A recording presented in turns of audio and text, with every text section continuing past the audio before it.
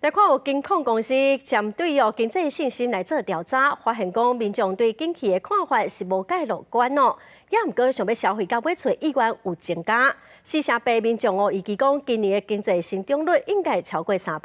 有67%的民众嘛认为讲通货膨胀会超过2%。人力银行是指出讲有一半以上的民众望政府会当来改善加薪的问题。台湾在5日控制一天迎接新政府上任，真济民众对新内阁名单有无同款的愿望。房价当然是太高啊，至少不要再涨就好了。我本身是居服员，所以我希望说可以，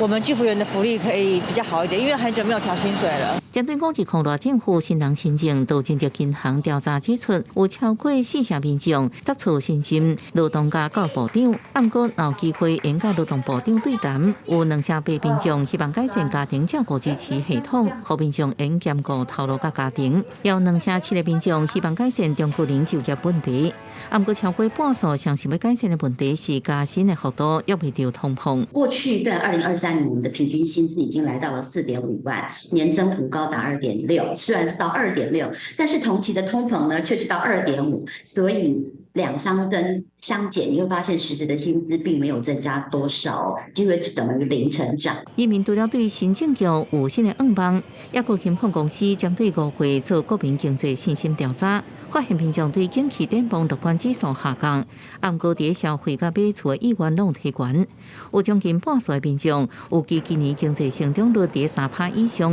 也有高达6%7%的民众认为通膨会超过2%。元旦的时候就有基本工资的调涨，好，所以对很多厂商来讲，好，它的人事成本就会增加。在4月份开始涨电价，那因为我们不管是生产还是消费都要用到电，好，所以它所产生的影响也是非常全面性的，会让我们一般的民众就感受到这个物价还是有持续上涨的压力。专家分析，受国际商品见效较长期，油价转来，若无重大国际经济变动，国内物价无排除下半年会较落。记者综合报道。